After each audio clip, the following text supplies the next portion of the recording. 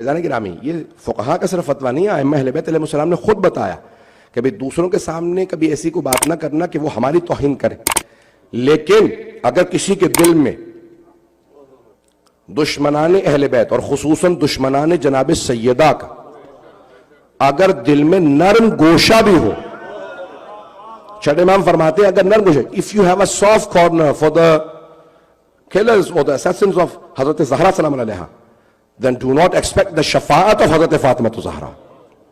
تو پھر وہ جناب سیدہ کی شفاعت کی توقع نہ رکھے کہ اگر کوئی جناب سیدہ کے دشمن اور قاتلوں کے اپنے دل کے اندر صرف نرم گوشہ رکھتا ہو. سخت جملے کہہ رہا ہوں، ماننے کی بات ہی نہیں ہے، صرف سافٹ کارنر ہو، دل میں گنجائش ہو شاید اچھے ہوں تو بھی بھائی کسی اور جگہ چلے جائیے. عزیزان گرامی، ہمارے علماء نے یہ نہیں کہا، فقہا کا یہ فتویٰ نہیں ہے کہ آپ اپنے دلوں کے اندر نرم گوشہ لے آئیں، یعنی ہم کمپرومائز کر لیں. صرف یہ ہے مثال کے طور پہ کوئی ہندو کسی بت کو مانتا ہے تو آپ کیا بت کو برا کہنا بند کر دیں گے؟ اس کے سامنے توہین نہیں کریں گے. بات پہنچ رہی ہے؟ پتہ نہیں لوگ ہیں یا نہیں. ایسا ہی ہے یا کچھ اور آپ نے سمجھا؟ چاہے تو بے شک سوال کر لیجئے، میں اور وضاحت کر دوں گا. تو عزیزان گرامی، یہ ہے کہ دوسروں کے سامنے ہم حضرت عیسیٰ کو اللہ کا بیٹا نہیں مانتے. ایسا ہے یا نہیں ہے؟ ہم ایک ایسے ملک میں رہ رہے ہیں، بہت سے ایسے ممالک میں رہ رہے ہیں جہاں پہ وہ لوگ اللہ کا بیٹا مانتے ہیں، وہ کہتے ہیں نہیں عیسیٰ ابن اللہ سن آف گاڈ ہے. ہم ان کے سامنے نہیں کہتے، لیکن یہ نہیں ہے کہ ہم اپنے دل میں کہیں کہ ہاں ہوں گے. نہیں، ہمیں واضح ہے کہ حضرت عیسیٰ اللہ کے بیٹے نہیں ہیں، بندے اور رسول ہیں.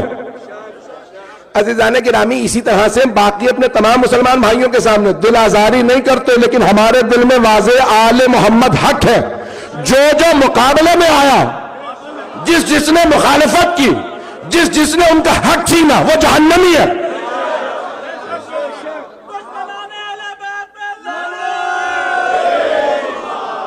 بات واضح ہے کہ جو بھی ان کے مقابلے میں، جب ائمہ علیہ السلام نے لعنت کی تو ہم کون ہوتے ہیں؟ عزیزان گرامی، زیارت عاشورہ دیکھیں، زیارت وارثہ دیکھیں، تمام زیارات کے اندر الفاظ موجود ہیں. اور ہمارے بھی بہت سے افراد وہ مشورے دے رہے تھے، مولانا ہاں یہ تبرہ ہمارے فقہا کا فتویٰ آ گیا، زیارات بدل دیتے ہیں، ان میں سے زیارت میں سے تبرہ کے جملے نکال دیجئے. ارے آپ میں ہمت ہے تو چھٹے امام کو جا کے مشورہ دے دیتے، اور جب جاؤ زیارت کی تو نہ پڑھو، اور اگر آپ کا دل نہیں مانتا تو نہ پڑھیے. عزیزان گرامی، یہ ائمہ سے جملے آئے ہیں. جس چھٹے امام علیہ السلام نے کہا ہے نا ان کی دل آزاری نہ کرنا، انہوں نے ہی زیارت وارثہ دی ہے، لعنت کے ساتھ دی ہے. زیارت عاشورہ دی ہے، لعنت کے ساتھ دی ہے. اور شیخ توسی نے اپنی حدیث کی کتاب تہذیب الاحکام میں لکھا، فرماتے ہیں کہ چھٹے امام کہتے تھے میں ہر نماز کے بعد 8 لوگوں کا نام لے کے، 4 مرد اور 4 عورتوں کے نام لے کے لعنت کرتا ہوں.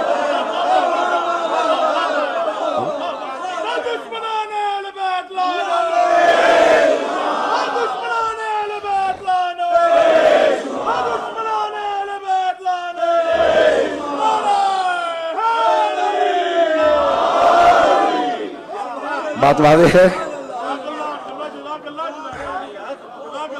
اگر کوئی سمجھنا چاہتا ہے تو کہاں سے آیا یہ سارا نظام؟ یہ قرآن کریم نے دیا ہے.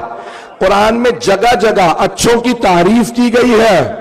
اللہ نے صرف جھوٹوں پہ نہیں، ظالموں پہ لعنت دی ہے. قرآن کریم نے لعنت اللہ علی القوم الظالمین، یہ قرآن سے ہے جو ہر مجلس کے آخر میں پڑھا جاتا ہے. یہ قرآن نے کہا ہے. توجہ ہو. آئیے ذرا تولا تبرہ کی دونوں آیات پیش کر دو. سورہ احزاب 33واں سورہ ہے. توجہ، اس کی آیت ہے، آپ نے ایک آیت تو سن رکھی ہوگی، وہ ہے تولا کی آیت، ان اللہ وملائکتہ یصلون علی النبی یا ایھا الذین آمنوا صلوا علیہ وسلموا تسلیما.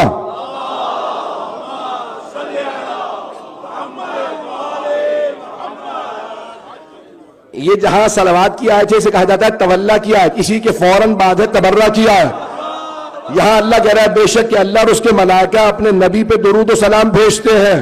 ان اللہ و ملائکتہ. اگلی آیت میں کہتا ہے ان الذین یؤذون اللہ ورسولہ، وہ لوگ جو اذیت کرتے ہیں اللہ اور اللہ کے رسول کو، لعنہم اللہ فی الدنیا والآخرہ، دنیا میں بھی، صرف آخرت میں نہیں، دنیا میں بھی آخرت میں بھی اللہ ان پہ لعنت کرتا ہے. وَأَعَدَّ لَهُمْ عَذَابًا عَلِيمًا، اور ان کے لیے سخت ترین عذاب رکھا. اب پیغمبر نے صحیح بخاری میں فرمایا اللہ یہاں پہ کہہ رہا ہے جس نے رسول کو اذیت دی اس پہ لعنت. پیغمبر صحیح بخاری میں فرمانے جس نے سیدہ کو اذیت دی اس نے مجھے اذیت دی, جس نے مجھے اذیت دی اس نے خدا کو, جو خدا کو اذیت دے اسی پہ بے شمار ہے.